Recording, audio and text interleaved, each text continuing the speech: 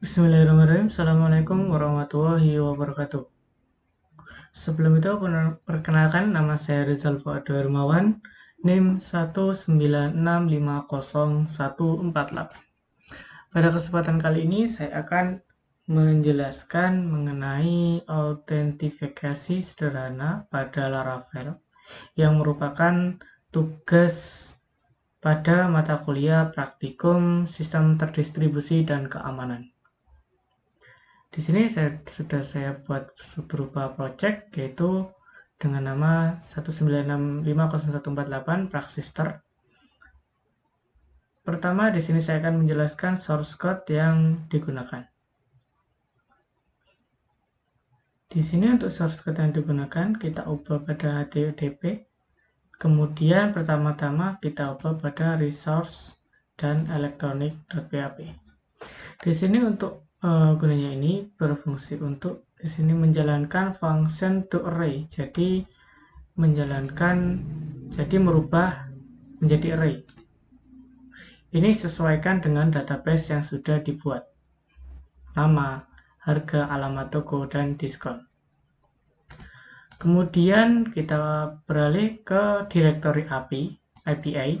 Kemudian di sini terdapat tiga file dengan extensi PHP. Pertama di sini saya akan menjelaskan pada out controller. Untuk out controller di sini me-extend pada base controller, pada kelas base controller. Terdapat dua function di sini, function sign-in dan function sign-up. Untuk function sign-in di sini berfungsi untuk login pada sistem login. Di sini menggunakan parameter request. Kemudian jika out, maka menerima email dan password sesuai dengan yang sudah diregister, maka akan memuncul di sini munculkan token. Di sini token, create token, membuat token, kemudian dimunculkan, kemudian memunculkan nama dari usernya yang melakukan login dan mereturn pada function send response yang berada pada base controller. Di sini berisi mengenai success ini dan message-nya, pesannya yaitu user sign in. Kemudian untuk kelas yang kedua, untuk function yang kedua di sini function sign up yang berfungsi untuk register. Di sini menggunakan validator. Kemudian make request hal, dan di sini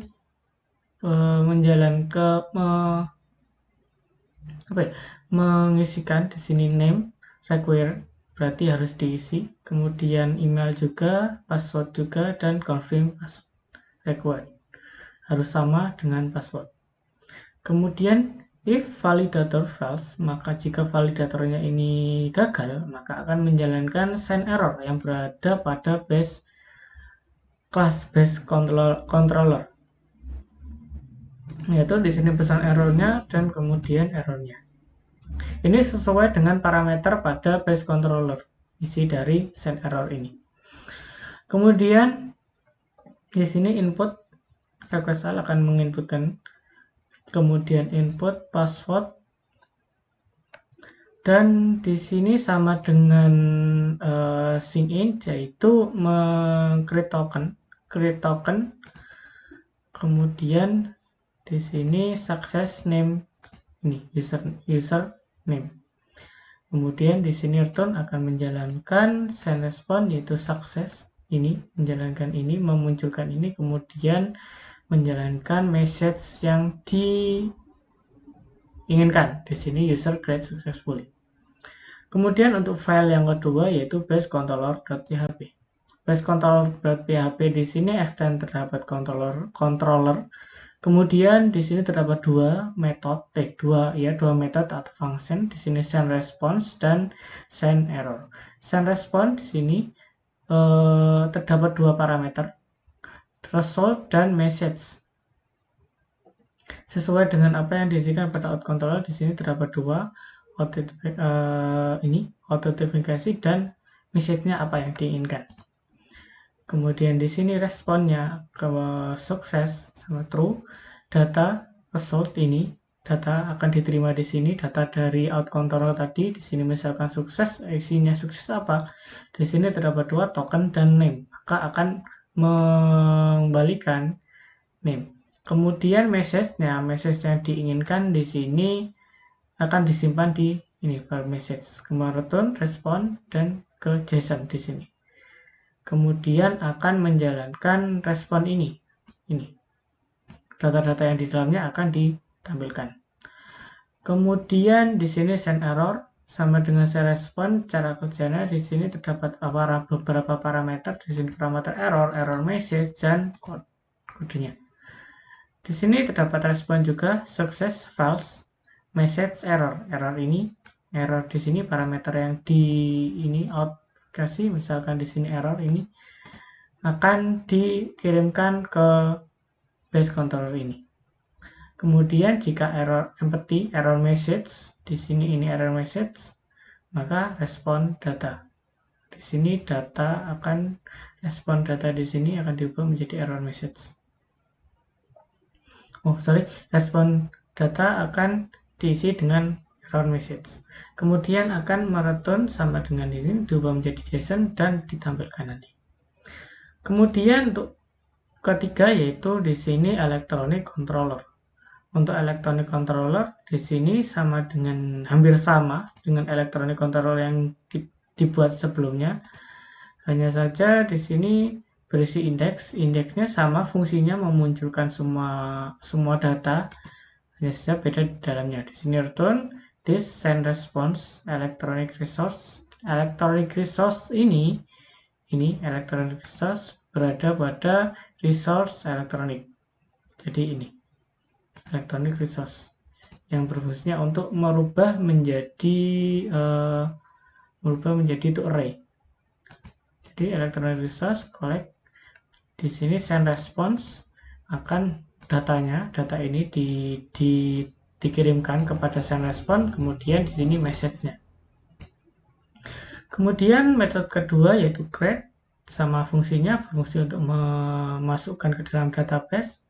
Di sini menggunakan validator make input, kemudian data-data yang ingin dimasukkan, nama, harga, alamat toko, dan diskon sesuai dengan database. Di sini menggunakan required karena harus diisikan. Kemudian jika validatornya false atau gagal, maka akan di sini memunculkan error, send error akan memunculkan error. Kemudian di sini elektronik, di sini terdapat variabel elektronik yang berfungsi untuk meng-create, dan return this send respon. Jika ini respon, jika datanya berhasil, maka akan menjalankan metode send respon yang di sini akan memunculkan data-data yang diinputkan di sini di electronic resource untuk merubahnya to array tadi menggunakan metode to array dan data yang ingin diinputkan. Kemudian ini message-nya. Kemudian di sini function show. Function show di sini berfungsi untuk memunculkan data sesuai dengan ID yang diinginkan. Di sini maka parameternya ID, kemudian electronic find ID. Jika nol, jika elektronik ini nol, jika variabel ini nol atau ID yang dicari tidak ada, maka menjalankan error. Jika ini jika ada atau jika elektronik tidak nol, maka akan mengembalikan nilai ini respon, akan memunculkan data-data sesuai dengan ID. Kemudian di sini update berfungsi untuk mengubah data yang sudah disimpan, sama dengan halnya create, hampir sama. Di sini input menggunakan validator dan data-data yang ingin diinputkan. Kemudian jika false, validatornya false akan memunculkan error. Kemudian di sini bedanya di sini electronic name sama dengan input name. Di sini data-data yang ingin diinputkan data-data yang ingin dirubah kita inputkan di sini. Maka terakhir di save. Kemudian menjalankan metode sendResponse ini jika berhasil. Kemudian destroy, metode destroy berfungsi untuk mendelete data atau ya mendelete data pada database. Ini menggunakan electronic delete, kemudian this sendResponse dan data delete. Kemudian setelah kita mengetahui controllernya, kita menuju ke routernya. Di sini ini di sini menggunakan use yang dibutuhkan di sini use API electronic controller menggunakan yang API public database HTTP yang ini menggunakan directory API ini harus ada IP-nya, API-nya. Kemudian di sini out controller juga dibutuhkan. Untuk base controllernya tidak di-create, gak apa-apa. Karena itu cuma memunculkan untuk menjalankan metode send error dan send response. Kemudian terdapat 3 root di sini. Router yang pertama yaitu root dengan post, metode post, yang jika ditambahkan login di dalam URL-nya, maka akan menjalankan metode sign-in yang berada pada kelas out controller. Untuk yang root kedua sama menggunakan post yang jika ditambahkan register di dalam URL-nya maka akan menjalankan metode sync up yang ada pada kelas out controller. Untuk root yang kedua di sini menggunakan metode midlayer yang di dalamnya out sectum. Di sini menggunakan out sectum yang digrupkan kepada kemudian di dalamnya menggunakan function. Dan di dalam function ini terdapat rootnya. Root resource di sini resource, maka semua resource pada kelas elektronik akan disimpan di sini.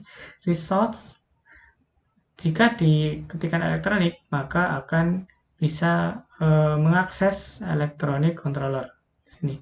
Ini sama dengan yang sudah dibuat ini.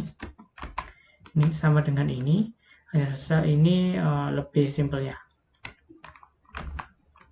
Ini tidak dibutuhkan lagi. Kemudian setelah itu kita mencoba menjalankan aplikasi itu di dalam Postman. Pertama-tama kita pastikan menjalankan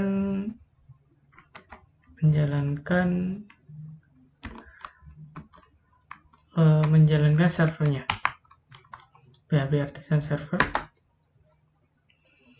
Kemudian kita copy paste ini.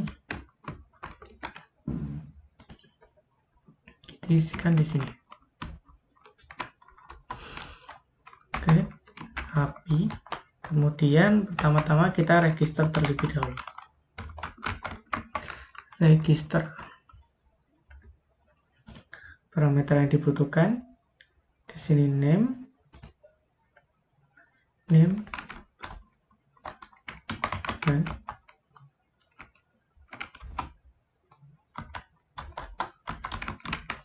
Gini, kemudian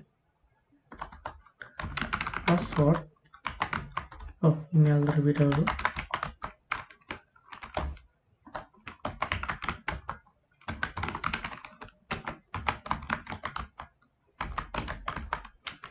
Gini, kemudian password dan ini, kemudian ini confirm password. Untuk data-data yang ingin kita inputkan, kita bisa lihat di ini out controller yang bagian ini sync up ini. Jadi kita membutuhkan name, email, password, dan confirm password. Confirm password ini harus sama dengan password. Coba kita send, pastikan menggunakan post Ini register, kemudian kita send. Ini sukses, true, data, ini tokennya, kemudian name Rizal Fuad ini, kemudian message users create successfully. Jadi kita berhasil meng-create-kan data ke dalam database. Kita lihat di dalam database ini, database-nya di user ini berhasil ini, Rizal Fuad. Kemudian kita mencoba untuk login. Kita ubah di sini register menjadi login, kemudian kita lihat apa sih yang dibutuhkan untuk kita lihat di sini kita apa saja yang dibutuhkan untuk login.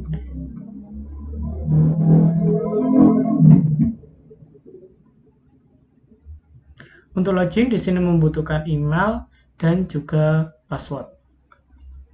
Maka ini kita checklist email dan password. Login benar menggunakan metode post, email, password. Coba kita send. Ini true, data user sign in, berhasil login. Untuk kita mengatur atau bisa kita mengatur dan mengakses data elektronik di dalam database, maka kita bisa di sini bearer token, pastikan ini bearer token. Kemudian token yang di sini kita copy paste, kemudian diisikan di sini. Setelah itu kita tinggal menjalankan URL yang sudah atau URL ini, URL elektronik. Kita jalankan. Pastikan ini get terlebih dahulu. Jalankan.